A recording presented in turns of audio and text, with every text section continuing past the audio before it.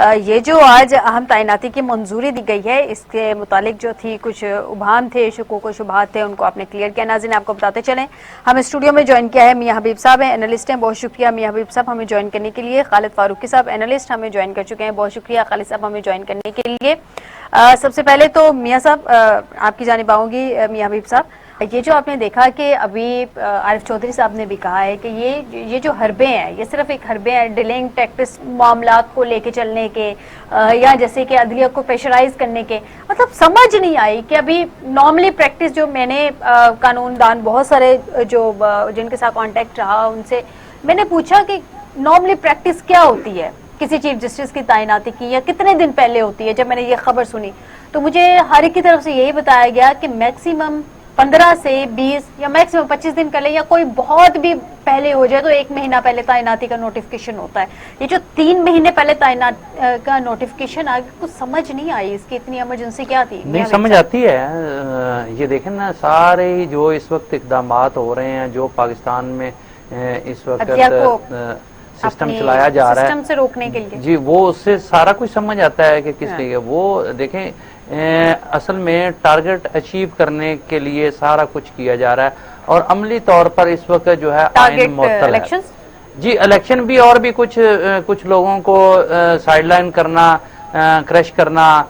Elections की भी तो टेंशन थी ना उनको कि इलेक्शंस ने डिसीजन ले लेने, नाअहली हो जानी है। जी, बहुत कुछ था। हुकूमत काफी सारे मामलात में स्टेक पर थी। अदलिया किसी भी वक्त कोई बड़ा हुक्म जारी करके इस हुकूमत को फारग भी कर सकती थी, इस हुकूमत को के लिए मुश्किलात भी पैदा कर सकती थी। तो नफसियाती तौर पर ठीक आरिफ चौधरी साहब ने कहा कि ये सारे नफसियाती हरबे हैं।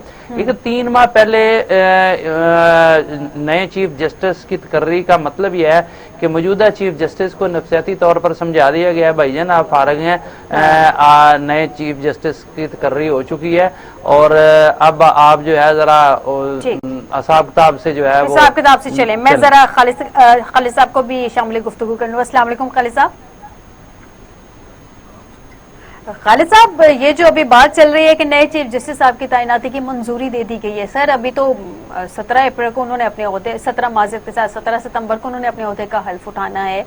आनन फानन सदर साहब ने मंजूरी दे दी है, उसके बाद हम देख रहे हैं कि वजारत कानून ने नोटिफिकेशन भी जारी कर दिया। 3 महीने पहले ये नोटिफिकेशन जारी हो गया है।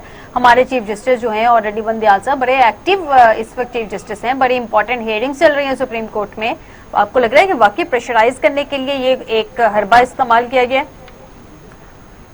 बात यह है कि क्या बंदयाल साहब के और काजी फाइज ईसा के दरमियान कोई तीसरा नाम भी है, कोई ऐसा शख्स, कोई ऐसे जज साहब हैं जिनके बारे में ये ख्याल किया जा सकता हो या था कि वो भी चीफ जस्टिस बन सकते हैं? सर यही तो सवाल है कि जब एक पता है ऑलरेडी कि यही इन्होंने ही चीफ जस्टिस बनना है नेक्स्ट, तो फिर इतनी इमरजेंसी क्या थी इस नोटिफिकेशन की? इसमें देखिए, आप ये तो कह सकते हैं कि ये 3 महीने पहले उनको मुकर्रर कर दिया, ये तो चलो एक बात समझ आती है। हाँ। लेकिन जब 1 महीना से जो अभी आपने कहा कि 1 महीना पहले भी एक रिवायत रही है, 1 महीना पहले मुकर्रर कर दिया जाता है, वो कौन सा कानून की किताबों में लिखा हुआ है? ना आइन के मुताबिक है ना कानून के मुताबिक है।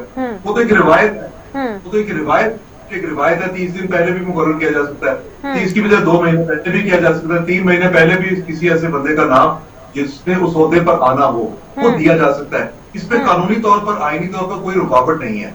सर एक नाम दे, जी जी जी मेरी पास अब हम इज्यूम कर लें कि इसका मकसद जो है वो प्रेशराइज करना है। हाँ। सिर्फ ये इज्यूम करके हम सारी गुफ्तगू करेंगे ना। हाँ। अच्छा, इन्होंने बनना तो था ही। हाँ। ये हम ये हैं कि अच्छा जी 15 दिन और सबर कर लेते, महीना और रुक जाते, फिर कर लेते। अच्छा।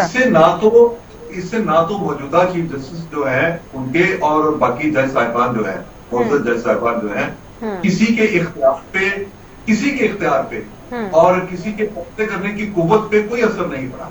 वो अदलिया उसी तरह इंटैक्ट है, वो जजेस अपने इख्तियार वैसे ही रखते हैं, और बेशक अगर 1 साल पहले मुकर्रर कर दिया गया हो तब भी उनके जो इख्तियार हैं उनको कोई नहीं छेड़ सकता। अच्छा, पहली बात ये रही, जितने भी अहम फैसले हैं उनके बारे में जो जस्टिस का इख्तियार है, वो जो बेंच बनाने का, वो भी वैसे का वैसे ही है। जो समाज जिस तरीकाकार के मुताबिक होनी थी, जो तारीखें रखी जा रही थी, वो भी वैसे ही है। सो ये बातें जो है ना कि क्योंकि हम है सियासी तौर पर तकसीम, कौम पूरी तकसीम है, तो फौरी तौर पर किसी भी मामले पे हमारे जहन में ये आ जाता है कि ये इसका ये, हाँ ये जरूर बात है कि जो हुकूमत बरसे इक़्तिदार है, क्योंकि वो एक सियासी हुकूमत है और ये उस सियासी हुकूमत का इख्तियार है कि वो कोई ऐसी सबरी प्रेसिडेंट को भेज दे जिसमें वो अपना समझते हो। इस मुफाद सियासी जमात के, बरसे इक़्तिदार सियासी जमात के मुफाद का और अदलिया के मुआमलात का बाहमी ताल्लुक नहीं बन सकता। वो जो कुछ उन्होंने मुकर्रर कर दिया ना, वो देखिए, वो अगर मुकर्रर आज उन्होंने किया भी है तो इससे अदालत की जो इख्तियारात की जो पावर है उस पर कोई फर्क नहीं पड़ेगा। ये सिर्फ फायदा जो मुझे नजर आता है पॉजिटिवली, अगर इसको थोड़ा सा देखें, फायदा जो मुझे कंफ्यूजन खत्म होना नजर आता है, क्योंकि अब भी कोई ना कोई बात। सर कौन सी कंफ्यूजन, ये भी थोड़ा क्लियर करते जाइएगा। जी क्या कहा आपने? खालिद साहब, मैंने कहा कि आपने कहा कि फायदा नजर आता है कंफ्यूजन खत्म करने की, तो थोड़ा क्लियर करते जाइएगा कौन सी कंफ्यूजन खत्म हो जाएगी इससे। कंफ्यूजन ये है कि इस दौरान ये कई हल्कों से ये बातें की जाती हैं कि जस्टिस फायज ईसा से पहले कुछ ना कुछ, हालांकि मेरा ये ख्याल है कि अदलिया के बारे में गैर जिम्मेदाराना गुफ्तगू होनी ही नहीं चाहिए। लेकिन कई हल्के तो कभी एक तरफ से कभी दूसरी तरफ से ऐसे थे जो ये बात करते थे कि शायद काजी फायज ईसा अब भी चीफ जस्टिस ना बन सके, तो कोई रेफरेंस किसी के खिलाफ आ जाए, कोई ये वो, यानी इस तरह की बातें जो होती रही हैं, ये सारी बातें के खिलाफ जाती हैं। तो मेरा अपना ये ख्याल है कि इससे एक तो कंफ्यूजन खत्म हुआ, जो इसी तरह जैसे आपको याद है कि जब आर्मी चीफ का तकर्रुर होना था तो जितना डिले उसमें होता जा रहा था उतना ही कंफ्यूजन उसमें होता जा रहा था। जब एक दफा तकर्रुर हो गया तो मामला सारे सेटल हो गए। बाकी रही इंसानी हकूक की बात और अदलिया पर जो दबाव की बात, जैसे आरिफ चौधरी साहब बात कर रहे थे, मियां हबीब साहब भी यही इस तरह की थोड़ी बात को कर रहे थे। ये इंसानी हकूक का जहां तक है, उसमें देखिए हम सब लोग एक जगह पे एक है, इकट्ठे हैं। हम में से कोई भी नहीं चाहेगा कि इंसानी हकूक जो है वो मुतासिर हो। हम में से कोई भी नहीं चाहेगा कि किसी का दरवाजा रात को तोड़ के उसमें से वहां किसी को गिरफ्तार कर लिया जाए।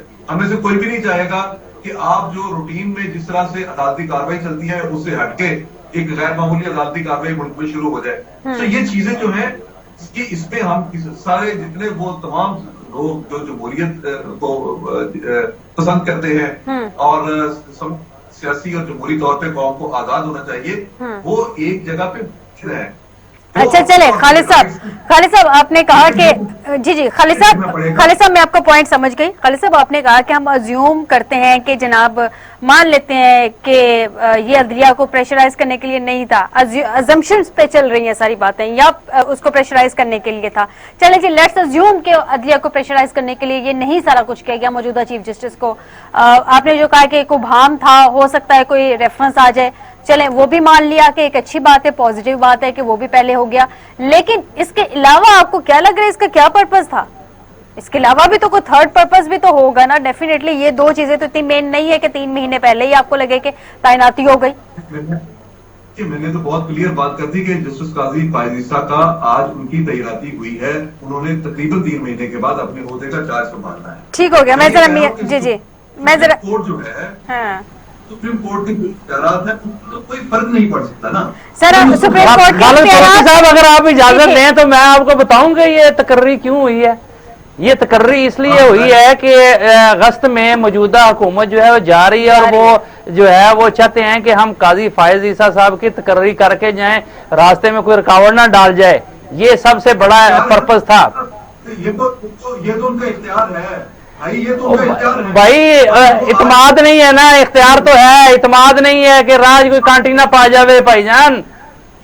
अब मियां साहब बात समझे, हाँ जी, 2 महीने के बाद भी वो करते हैं, जिस दिन हुकूमत की मुद्दत खत्म हो रही थी उससे 1 दिन पहले भी करते हैं, तो तब भी हमने कहना था 1 महीना पहले तो रिवायत पहले भी नहीं। देखे मेरी बात सुने, आपने बड़ी अच्छी बात की कि ये जो है ना सुप्रीम कोर्ट के जजेस के चीफ जस्टिस की तकर्री, जो मोस्ट सीनियर होगा वो चीफ जस्टिस, उन्होंने एक तय कर लिया हुआ मामला। और ये तो बहुत, ये तो 4-5 साल पहले भी हमें पता था कि 2023 में जो है वो काजी फायज ईसा साहब ने बनना है। इस दरमियान में उनके खिलाफ एक रेफरेंस भी आ गया, उसमें से भी वो बरियुज़्ज़ुमा हो गए और उनको चीफ जस्टिस बनने से रोकने के लिए अटेम्प्ट हो चुकी है और अब भी उन पर खदशा, बहुत सारे लोगों को उन पर जो है खदशात हैं कि तहफात हैं कि ये मामला चलने नहीं देंगे, ये पता नहीं क्या करेंगे। और एक खास जमात की उन पर छाप भी है कि शायद उनका चीफ जस्टिस आ रहा है। ये भी लोग कहते हैं कि